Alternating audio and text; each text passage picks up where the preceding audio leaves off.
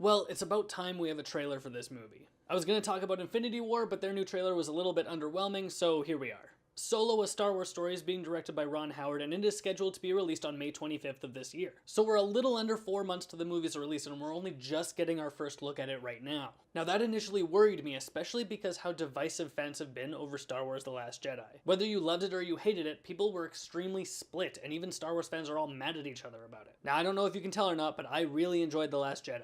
I did have some problems with it, yes, like when I saw Princess Leia moving herself around like Space Mary Poppins, I was all like, "That's not how the Force works." But I digress, and this new movie has a few things it needs to accomplish. 1.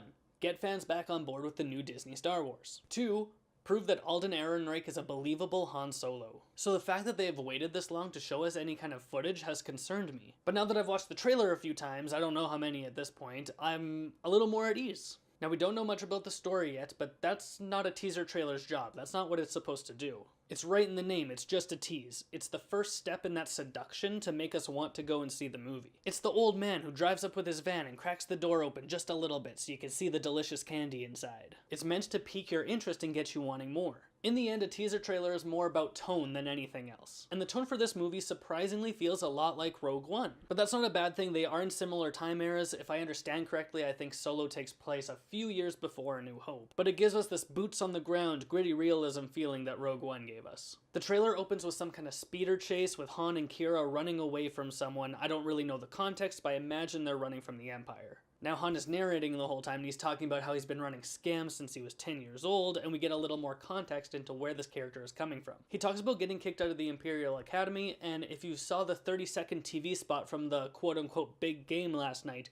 you'll see him applying to the Imperial Academy, and what does he want? He wants to be a pilot. Not just any pilot, but the best pilot in the galaxy. Now I've seen a lot of people online complaining that Alden Ehrenreich's voice doesn't really match Harrison Ford's, but I don't think it needs to. Ewan McGregor sounds nothing like Alec Guinness, but he embodied who the character was and what the character believes in and how the character acts, and that's what's more important. As long as Alden Ehrenreich feels like Han Solo as opposed to sounds like Han Solo, I'm going to be on board with whatever kind of story they're telling me. We get a shot of a very shiny Millennium Falcon and some kind of sandy planet that has Woody Harrelson on it. Now we don't know tons about his character, but it seems to me that he's going to be playing some kind of mentor turned antagonist person. He's putting together some kind of team, I imagine, to do some kind of heist or steal something, and Chewie growls and he says, "Kate, yeah, we're in." Now we get a very brief shot of Donald Glover, but he just flashes us a little smile and you just know that that's Lando. The charisma is there, the look is there, I have absolutely no complaints about that. We get to see some aliens, we see some ships flying around, we see some people standing in a room,